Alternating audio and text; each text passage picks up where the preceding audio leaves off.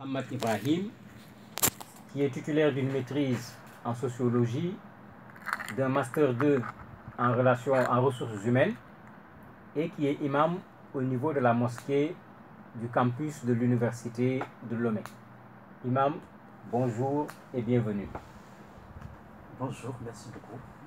Voilà, avec lui, nous allons aujourd'hui parler de cette question des conflits et de leur résolution. Mais comme on a un imam devant nous, imam, vous semblez être un imam particulier.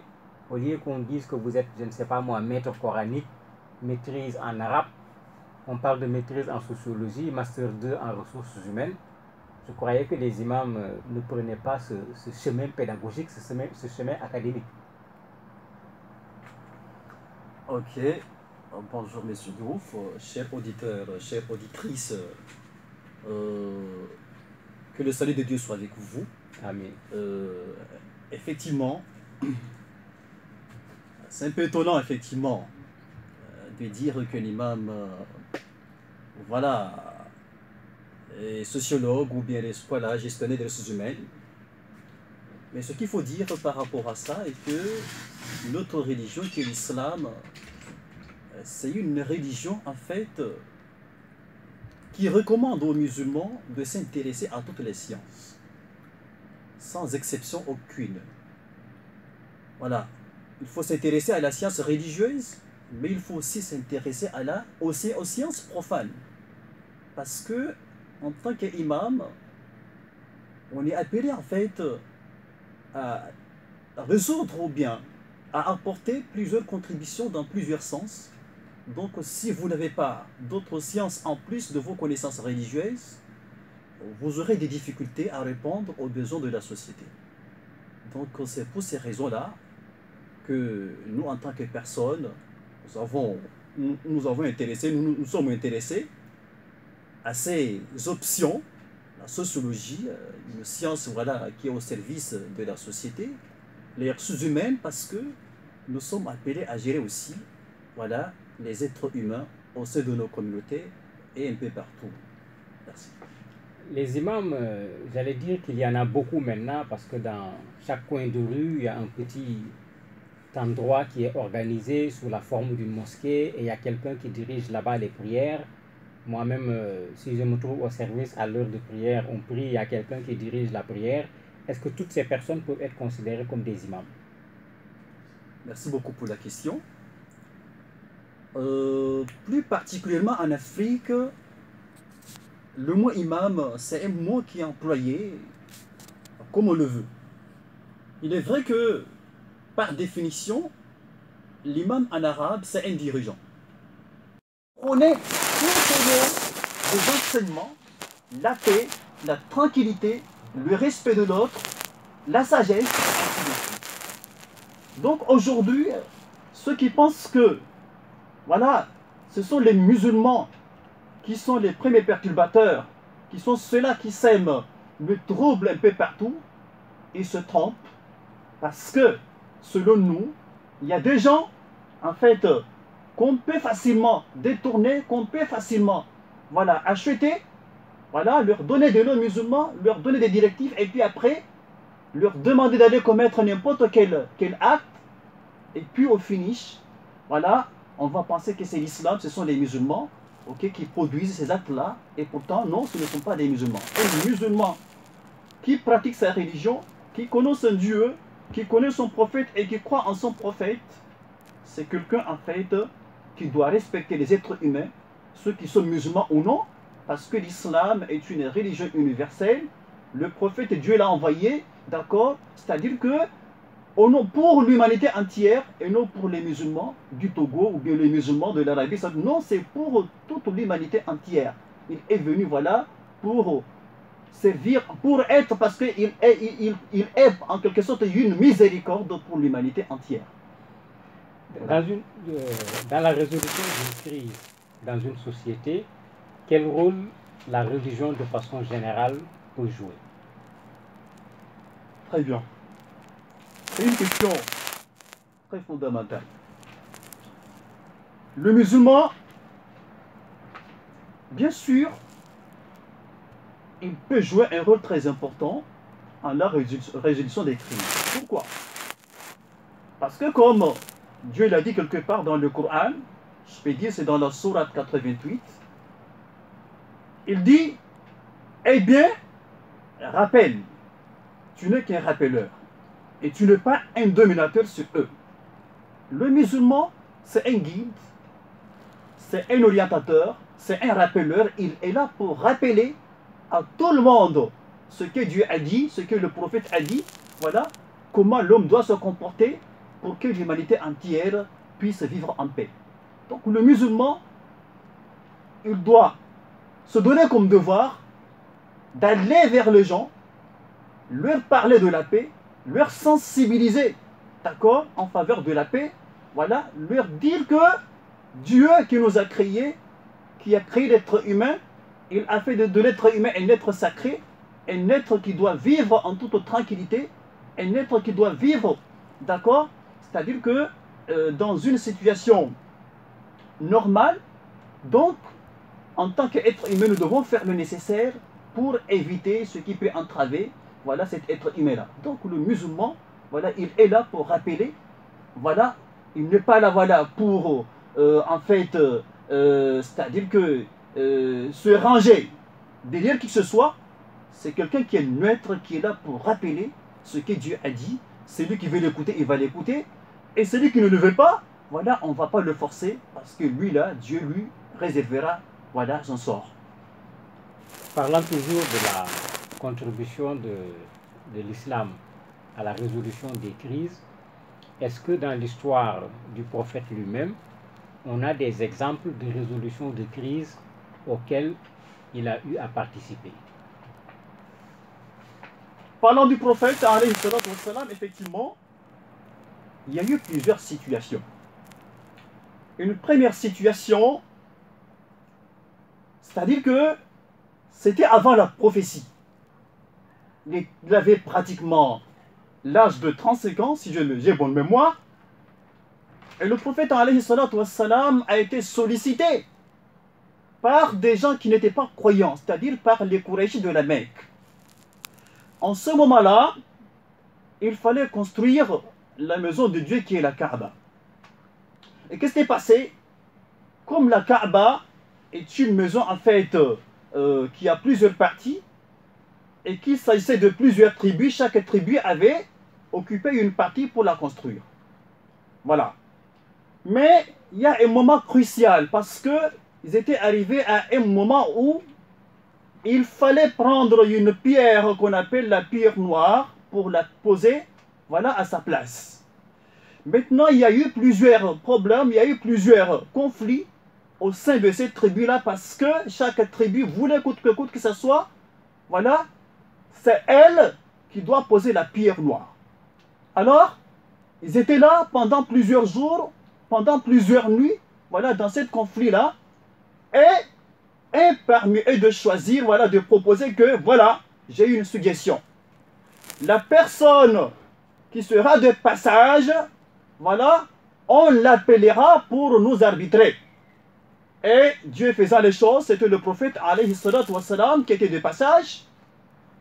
Ils l'ont appelé et ils lui ont demandé, voilà, de servir de médiateur parce qu'ils ont un sérieux problème. Quand on a fini d'expliquer au prophète alayhi salatu wassalam de quoi il s'agissait, le prophète alayhi salatu wassalam leur a demandé de lui apporter un pain. Voilà. Quand on lui a apporté un pain, il a demandé à tout le monde de soulever la pierre noire et la poser au milieu du pain. Voilà. Et après, il a demandé à toutes les tribus, chaque tribu n'a qu'à tenir, ok, c'est-à-dire un coin de ce pain-là, et tous ont soulevé le pain jusqu'au niveau où on devait poser la pierre noire. Maintenant, il a demandé à tout le monde de tenir la pierre noire et puis la poser, d'accord, à sa place. Et toutes les tribus étaient très contentes, ils étaient très fiers de cette façon de résoudre cette crise-là. Ils avaient traîné pendant des jours, pendant des nuits, sans trouver une solution. Voilà, c'est le prophète alayhi salatu wassalam qui est venu les aider à résoudre cette crise. Ça, c'est une première situation. Une deuxième situation, voilà, C'était avec les Juifs. Là, en ce moment-là, c'est après la prophétie et c'est après l'émigration à Médine. Le prophète, alayhi salatu wassalam, quand il était arrivé à Médine, après avoir consolidé les musulmans, organisé les musulmans, il fallait rassurer les non-musulmans qu'eux, ils ne sont pas là, voilà, pour semer des troubles. Ils sont là pour vivre en paix. Donc, il voudrait leur rassurer que eux, ils sont là pour les aider à vivre avec leur culte en toute liberté, voilà, sans avoir peur à qui que ce soit. Alors, il a invité les Juifs à signer un pacte de réconciliation de non-guerre. Voilà, et le pacte a été signé. Les clauses de ce pacte-là sont les suivants, je vais les lire très rapidement. Le Juif de Bani Aouf constitue une communauté vivante avec les croyants. Aux Juifs leur religion et aux musulmans la leur. À chacune des deux communautés, ses seigneurs et ses individus. Aux Juifs de s'occuper de leurs dépenses et aux musulmans de s'occuper des leurs. Juifs et musulmans doivent agir d'un commun accord contre quiconque s'attaque aux signataires du pacte.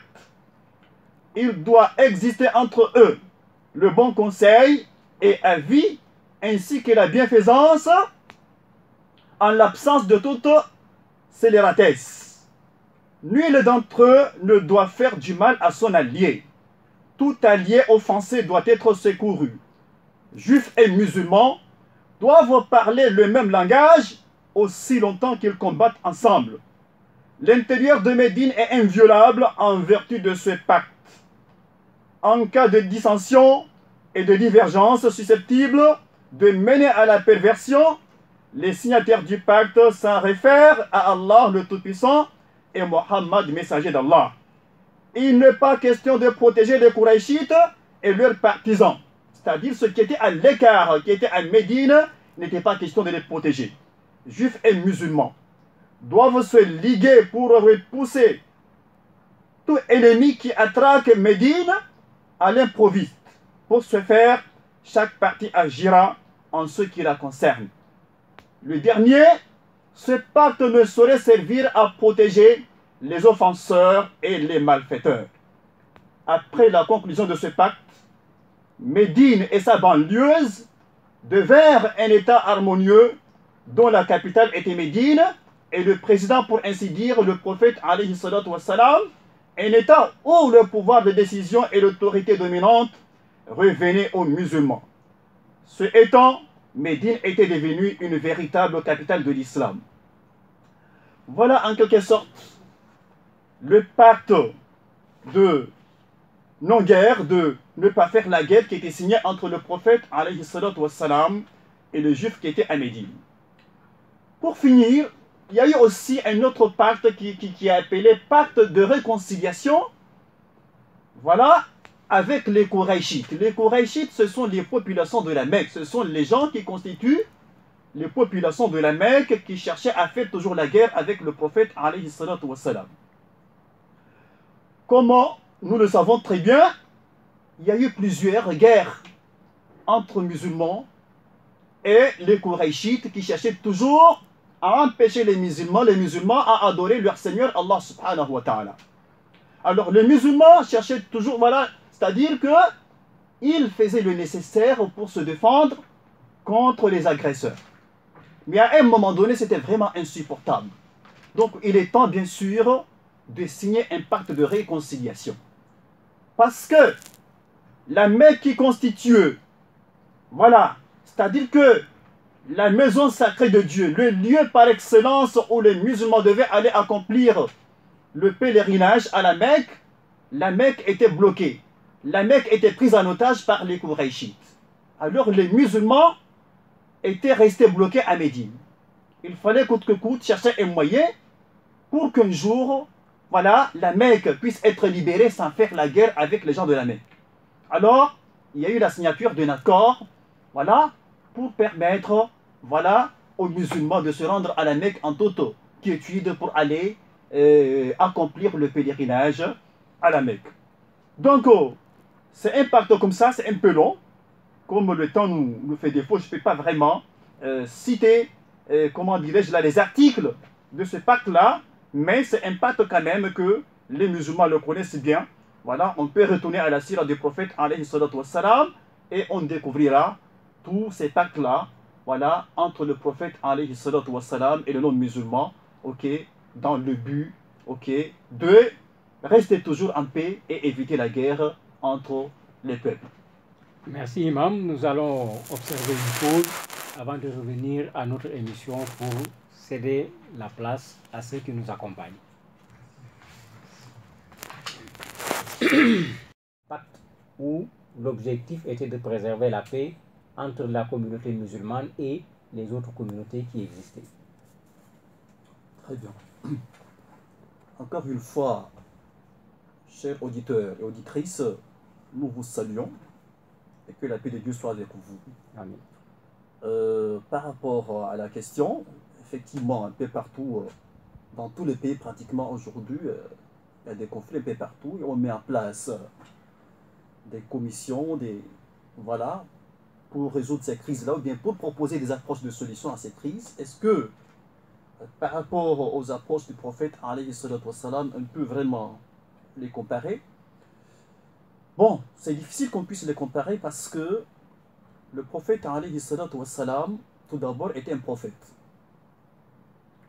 Et le prophète, ce n'est pas quelqu'un, en fait, qui décide de ses propres actions. C'est quelqu'un qui est dicté par Dieu. Comme Dieu l'a dit, وَمَا يَنْتِقُ عَنِ الْهَوَى إِنْ هُوَ إِلَّا وَحْيٌ يُوحَى. Il ne prononce pas sous l'effet de sa passion. Tout ce qu'il prononce n'est qu'une révélation, voilà, faite par Allah subhanahu wa ta'ala.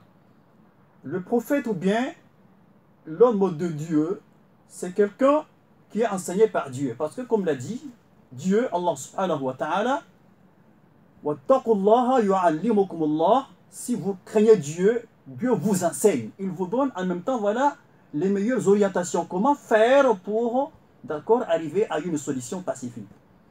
Alors, contrairement aux hommes qu'on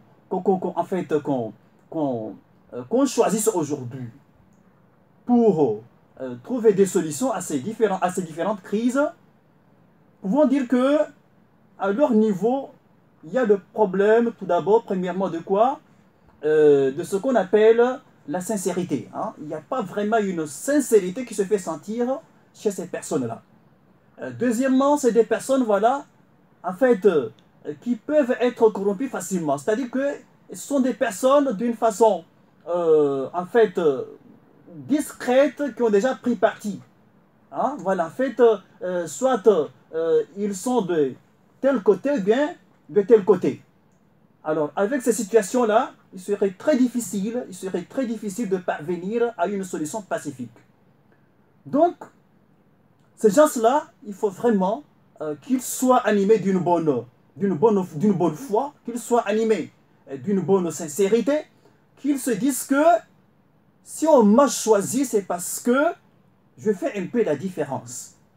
Voilà. C'est-à-dire qu'en respectant ces critères-là, je pense avec l'aide de Dieu, ils pourront arriver à réconcilier ceux qui sont en conflit. Mais s'ils veulent mélanger, voilà, tout ce que les gens font aujourd'hui là, il serait très difficile vraiment d'arriver à une solution pacifique. Voilà. Le prophète alayhi salatu wassalam était un modèle. Voilà. Ses compagnons étaient des modèles parce qu'ils suivaient ses pas. Donc, si on voudrait vraiment réussir à résoudre les problèmes, voilà, qui existent aujourd'hui là, il faut qu'on se réfère beaucoup à la religion. Il faut vraiment qu'on ait confiance en Dieu et il faut vraiment qu'on cultive la foi, la sincérité, qui sont des éléments essentiels pour nous aider vraiment à parvenir à résoudre ces différentes crises avec la grâce de Dieu. Amis auditeurs et auditrices, vous pouvez participer à cette émission en appelant au 93 96 99 99. Vous pouvez appeler au 93 96 99 99 pour participer à l'émission. L'imam, vous disiez tout de suite que si on veut régler ces crises, il faut qu'on se réfère beaucoup à la religion. Et quand on regarde nos sociétés où il y a des crises, c'est des sociétés où la majorité de la population adhère à une religion donnée. Pourquoi ce sont les adeptes des religions et pourtant il y a des crises dans nos sociétés? Très bien. Je le disais tantôt, c'est vrai, tous ces partis, toutes ces personnes, c'est des gens soit, ils sont des musulmans, ou bien ils sont des chrétiens, ou bien ils sont des protestants, ou bien quand même, c'est des gens quand même qui pratiquent une religion quelconque. Voilà. Alors, aller à la mosquée, aller à l'église, c'est une chose, mais respecter aussi les principes de la religion, c'est une autre chose. Souvent, on va à la mosquée, on écoute, parfois on n'écoute même pas ce que l'imam dit. On est là, voilà, on s'amuse avec son portable, on fait un sermon de 20 minutes et voilà. Si vous posez la question à la personne qui était présente là, qu'est-ce que l'imam a dit? Il ne saura en fait vous donner une réponse par rapport à ce que l'imam a dit. Alors lui là, en fait, qu'est-ce qu'il a retenu concrètement? Voilà, c'est-à-dire en quoi, en fait, qu'est-ce que cette personne-là pourra tirer comme élément positif, voilà, pour l'aider dans ses actions. Donc c'est pour dire que, en résumé, c'est pour dire que ces gens-là, en fait, c'est des gens effectivement qui pratiquent des religions, mais qui ne sont pas pratiquement des gens qui connaissent les enseignements et qui pratiquent les enseignements de la religion. Donc là, il y a un petit problème. Il y a un petit problème. Alors, dans ce cas-là, il faut que les imams, il faut que les pasteurs, il faut que les hommes religieux s'approchent beaucoup de ces gens-là pour beaucoup leur parler de la religion, pour beaucoup leur parler de Dieu, pour leur rappeler de leur devoir. Je pense, c'est-à-dire qu'en le faisant ainsi, ça peut, avec la grâce de Dieu, marcher un peu. Sinon, si vous les laissez seulement venir et puis repartir là, ça ne peut pas profiter à ces gens-là, surtout l'homme politique, parce qu'il a un cerveau tellement saturé, la religion, ça lui dit absolument rien. Il va à l'église, bien à la mosquée, pour que les gens ne disent pas qu'il ne prie pas. C'est le pourquoi, voilà, il est présent à la mosquée, bien à l'église. Donc, il faut que les imams se donnent comme obligation d'un rapprochement avec ces personnes-là, avec ces personnes, hommes politiques, voilà, ou bien ces personnes, voilà, les gens qui forment la communauté, et je pense que ça peut apporter une très bonne contribution, voilà, à l'avenir pour éviter tout ce que nous connaissons aujourd'hui en matière de crise. Vous nous avez parlé du comportement du prophète, paix et salut sur lui, lui-même face aux crises auxquelles il a été lui-même confronté, ou les sociétés dans lesquelles il vivait ont été confrontées. Quelle analyse faites-vous de l'attitude des musulmans d'aujourd'hui face aux crises actuelles? La question est très pertinente. Nous vous remercions pour cette question-là. Notre analyse est la suivante. Quand je prends le cas du Togo, particulièrement, si je prends le cas des musulmans, les musulmans au Togo ont un problème d'organisation. Parce que on n'a pas un leader musulman qui peut réussir, voilà, à regrouper les responsables religieux, voilà, pour prendre une décision par rapport à une situation qui se présente. Alors, vous allez voir que chaque imam a pris, c'est-à-dire que c'est aligné derrière une partie politique ou bien voilà un leader politique. Alors, dans ce cas-là, qu'est-ce que l'imam peut apporter comme contribution pour résoudre une crise donnée? Il ne peut pas. Parce que ce qu'il va venir dire là, c'est ce qu'il a entendu, voilà, de la bouche de ce leader politique. Donc, effectivement, nous avons ce sérieux problème au Togo. Je ne dis pas au Togo seulement, en fait, dans le monde entier, parce que il n'y a pas une cohésion, il n'y a pas une concertation, voilà, des hommes religieux, voilà, pour essayer de trouver des solutions, ou des apports de solutions par rapport à ces problèmes. Alors, moi je dirais que ce qui est urgent pour nous en tant que musulmans, et en tant qu'hommes religieux, c'est d'essayer de ramener nos frères, nos dirigeants religieux à la raison. De leur faire comprendre que leur rôle, ce n'est pas de s'aligner derrière quelqu'un, mais c'est d'être un élément neutre qui est là pour rappeler ceux-là qui sont en train, voilà, de déraper ou bien de dépasser les limites. De dire que non, stop, parce que tu es un homme de Dieu, tu vis au sein d'une communauté, tu ne dois pas faire ça. Voilà. En le faisant ainsi, je pense que l'homme religieux peut avoir son poids. Voilà. Il y a aussi, il est temps, je pense que les religieux, quelle que soit leur religion, en fait, de faire déjà un partenariat, de signer un partenariat pour être ensemble. Parce qu'en étant ensemble, je pense qu'on peut vraiment avoir une force. Si le dirigeant musulman s'unissent, voilà, pour renforcer leur position, je pense que ça peut faire un peu aux hommes politiques, ça peut faire un peu, voilà, aux leaders politiques, voilà, ils vont désormais chercher, voilà, à avoir l'avis de ces hommes religieux en cas de conflit.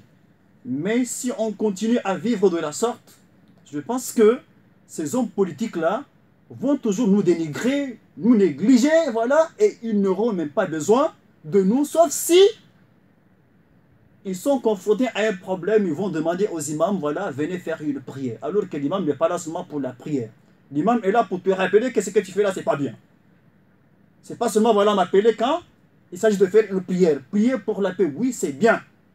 Mais en tant qu'imam, je te rappelle que tu te trouves dans une situation où il est temps que tu changes. Il est temps que tu changes ta position. Je pense que c'est ma petite analyse par rapport à cette situation qui prévoit actuellement. Vous avez proposé que les responsables religieux, qu'ils soient musulmans, qu'ils soient chrétiens ou bien les adeptes de la religion traditionnelle, se mettent ensemble pour faire une sorte de veille par rapport à la société, pour faire en sorte que la quiétude puisse demeurer. Est-ce que vous voulez proposer qu'on signe une sorte de pacte comme celui de Médine dont vous avez parlé tout à l'heure au niveau du Togo? Je pense que c'est quelque chose comme ça. Mais pour y parvenir, il faut que chaque communauté s'organise. Parce que chez nous, les musulmans, il nous manque une organisation. Et il faut passer par là, il faut résoudre ce problème. Il faut que les imams, les dirigeants religieux puissent parvenir, voilà, en fait, à une union. Il faut que les gens se respectent. Il faut que les gens, voilà, se comprennent. Il faut que les gens sachent que notre but est unique. C'est lui de guider, voilà, les gens, de guider la communauté. Donc, personne n'a le droit, voilà, de tirer vers la droite, mais vers la gauche. Il y a urgence que les gens s'unissent, parce qu'en s'unissant, nous pouvons converger nos idées, nos propositions, et je pense qu'il y aura un respect désormais. Et quand nous allons nous organiser, nous pouvons faire appel aux autres, parce que en réalité, nous avons le même objectif. Nous avons le même objectif. Le chrétien, le musulman, l'objectif est un. L'objectif est celui d'inviter les fidèles, d'accord? C'est-à-dire que à s'approcher de Dieu, à respecter l'autre, à vivre en paix avec l'autre, voilà, à reconnaître la religion de l'autre, voilà, et je pense tout le monde, ok, converge vers cette idée-là, et je pense que on peut réussir à le faire comme le prophète a réussi à le faire avec les juifs et d'autres communautés qui n'étaient pas musulmans, voilà, et ça permet vraiment que ces communautés-là, voilà, vivent en paix et en tranquillité. Vous êtes imam à la mosquée du campus de l'université de Lomé. En tant qu'imam ou bien en tant que mosquée, qu'est-ce que vous avez fait par rapport à la crise que l'on vit présentement au Togo? Très bien, la question est très complexe, mais je vais essayer de répondre. Alors, comme tout le monde le sait, nous sommes confrontés à un problème majeur. Parce qu'au Togo, surtout par rapport à la crise actuelle, tout le monde a peur. Tout le monde a peur, en commençant par l'imam. L'imam a peur parce que quand il va dire ça, pour lui, on va immédiatement l'interpeller. Ça fait que les imams, voilà, se réservent. Parce qu'on n'est pas unis. Si au moins on était unis, on pouvait dire que c'est l'ensemble des imams qui a agi. Voilà. Mais quand les gens voudraient agir d'une façon individuelle, en tout cas, ce ne serait pas vraiment pertinent. Donc, à l'université, qu'est-ce qu'on a fait? On n'a rien fait. On n'a rien fait parce que nous sommes plusieurs imams. Nous ne sommes jamais réunis pour réfléchir par rapport à la crise actuelle. Chacun se contente seulement de donner son point de vue. Voilà. Et puis se contenter seulement de faire des prières, prions pour la paix. Ça, nous sommes très forts en la matière. Tous les jours, on le fait. Chaque vendredi, on le fait. Mais moi, personnellement, je sais que ce n'est pas vraiment suffisant. Nous devons faire plus que ça. Nous devons aller. C'est-à-dire que nous devons parler. Il faut qu'on parle. Il faut qu'on rappelle. Voilà. Il faut qu'on parle à nos fidèles. Il faut qu'on aille voir les autorités, leur parler, d'accord, de Dieu, leur rappeler des fondements de la religion, leur rappeler de ce que Dieu a demandé aux autorités. Et je pense que en le faisant ainsi, ça va vite apporter quelque chose de positif. Donc, en toute sincérité, on n'a rien fait. Nous sommes contentés seulement de faire des prières. On continue à les faire, mais il n'y a pas eu une action, en fait, concertée par les imams pour dire qu'au nom de la mosquée universitaire, c'est notre position par rapport à la crise actuelle qui secoue le Togo. À côté des imams, il y a les adeptes qui sont là. Qu'est-ce que le musulman, comme moi, qui n'est pas imam, peut apporter à la résolution de la crise actuelle? Je pense que, même si on n'est pas imam, en tant que citoyen, chacun quand même a un rôle important à jouer. Le rôle, c'est quoi? Tu es à côté de quelqu'un, tu vis avec un groupe de personnes. Toi, en tant que citoyen, c'est d'inviter les gens, d'accord, à respecter tout ce qu'il faut respecter. C'est-à-dire que il faut inviter les gens à respecter les autres. Il faut inviter les gens à respecter les lois. Il faut inviter les gens à éviter de faire la violence. Il faut inviter ton voisin direct à éviter de faire la violence, de lui faire comprendre que nous sommes appelés à vivre ensemble et qu'il n'y a pas meilleur que la paix. Ça là, tout le monde doit le faire. Voilà. Mais il faut que toi-même, tu sois conscient que la paix, il n'y a pas meilleur que ça. Il n'y a pas meilleur que ça. Donc je pense que c'est ça ce que chacun d'entre nous peut faire, dans son quartier, dans sa maison, avec ses voisins. Direct, c'est de se rappeler, c'est de se conseiller mutuellement, par rapport aux attitudes à adopter, ok? C'est-à-dire que dans cette période très difficile, pour le peuple togolais. Un dialogue est en cours depuis quelques jours. On espère que de ce dialogue va sortir la solution qui est attendue par les populations togolaises. Mais un des problèmes que les gens posent le plus, c'est la question de la confiance. D'un point de vue de la religion, quand nous nous asseyons, nous acceptons de signer un accord, quel est le poids de cet accord qu'on a signé pour nous autres? Merci. La signature, c'est un engagement. C'est un engagement et chacun doit savoir que Dieu connais ce que tu as caché dans ta poitrine avant que tu ne prononces ça. Donc, tu t'es engagé devant Dieu, tu t'es engagé devant les hommes, d'accord, à respecter un certain nombre de choses. Il faut que ta conscience t'interpelle en tant que responsable que ça là, c'est pas de l'amusement, c'est pas de la blague, c'est des choses sérieuses. Donc, c'est très important en tant que responsable, franchement, de se comporter de la sorte. Et nous, notre rôle, c'est de prier pour que toutes les personnes concernées, toutes les parties concernées, que Dieu puisse vraiment illuminer leur cœur et arroser leur cœur, franchement, de la foi pour que chacun puisse, mesurer la portée de son engagement, vis-à-vis du peuple togolais et vis-à-vis du monde entier. Donc, je pense que les gens ont raison parce que ce n'est pas la première fois, ce n'est pas la deuxième fois, ce n'est pas la troisième fois, mais étant donné que l'espoir est permis, il ne faut jamais perdre espoir parce que Dieu, le Dieu que nous adorons, nous a toujours dit ne jamais désespérer de sa miséricorde parce qu'il est celui qui peut faire la meilleure surprise.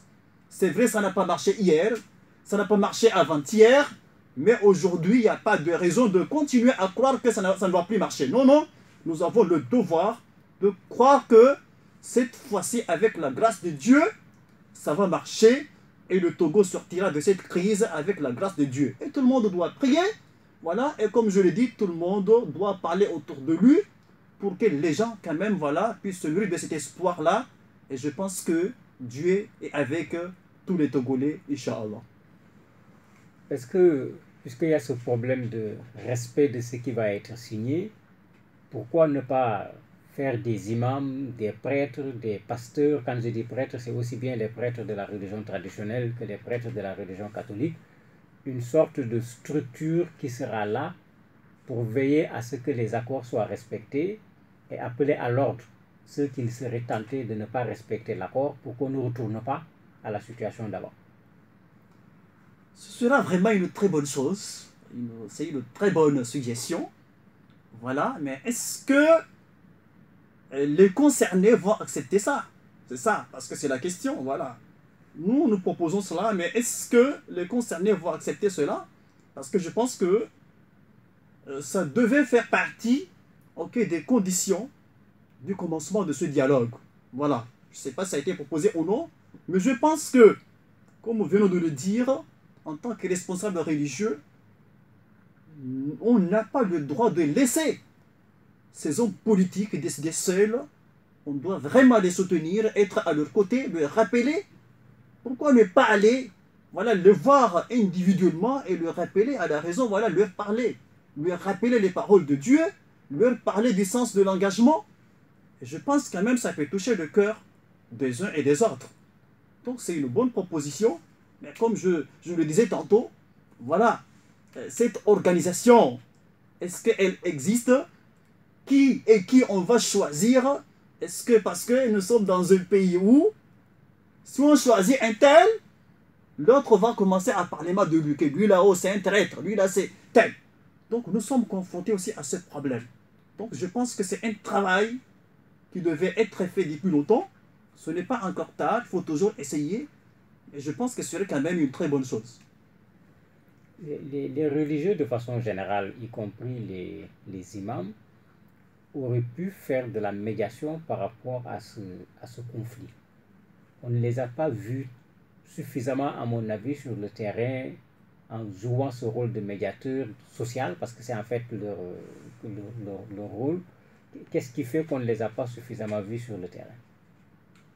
À mon humble avis, je pense que on connaît très bien la situation de l'imam, surtout au Togo. L'imam, s'il se réveille le matin, ce qui le préoccupe, c'est quoi? C'est sa famille, sa situation personnelle. La politique ne lui dit absolument rien. Voilà. Donc, ça n'est ainsi. Alors, je ne pense pas que l'imam, voilà, il va... Parce que pour lui, c'est une perte de temps. Pour lui, c'est les mêmes choses. C'est les mêmes choses, il raconte les mêmes choses. Donc, lui-même, franchement, il a perdu espoir. Il est en train de perdre espoir parce que la crise a perduré. Ce n'est pas aujourd'hui, ce n'est pas hier seulement, voilà. Donc, pour lui, c'est les mêmes choses. Ça, ce que je disais, qu'il est temps que l'imam, quand même, comprenne qu'il a un rôle très important qu'il doit jouer au sein de sa communauté. Voilà, il y a urgence que les imams se concertent et s'unissent pour former. Voilà, c'est-à-dire qu'il y a une organisation, ok, qui pourrait à l'avenir, voilà, s'impliquer dans ce genre de situation. À l'heure où je parle, je ne pense pas que, voilà, d'une façon individuelle, qu'il y a un imam qui peut se lever pour s'engager dans ce processus-là, parce que, en fait, ce n'est pas évident actuellement, mais je pense que actuellement, les gens quand même ont commencé à se réveiller. Il y a une organisation, il semble, qui s'est déjà mise en place. Je pense que l'objectif de cette organisation, c'est de réfléchir à des situations comme ça, voilà, et voir ce qu'elle pourra apporter comme contribution, voilà, par rapport à des crises comme celle qui s'écoule au Togo aujourd'hui. Donc, nous continuerons à demander à Allah subhanahu wa ta'ala de guider les uns des autres et d'aider les imams, franchement, à comprendre leur rôle, voilà, parce qu'ils ont un rôle très important à jouer au sein des communautés. c'est pas seulement chez les musulmans, mais au sein des peuples, au sein du peuple togolais, voilà, ils ont un rôle très important à jouer par rapport à tout ce qui se passe aujourd'hui. Les imams ont un rôle important à jouer aussi bien au niveau de la communauté qu'au niveau du peuple togolais de façon générale. C'est avec ces mots de l'imam Ali Mohamed Ibrahim que nous allons terminer cette émission de ce matin qui était consacrée à la contribution de l'islam à la gestion des crises. Nous le remercions d'avoir accepté de venir répondre à nos questions. Nous vous donnons rendez-vous la semaine prochaine à la même heure sur la même fréquence. Passez un très bon week-end dans la paix du Seigneur.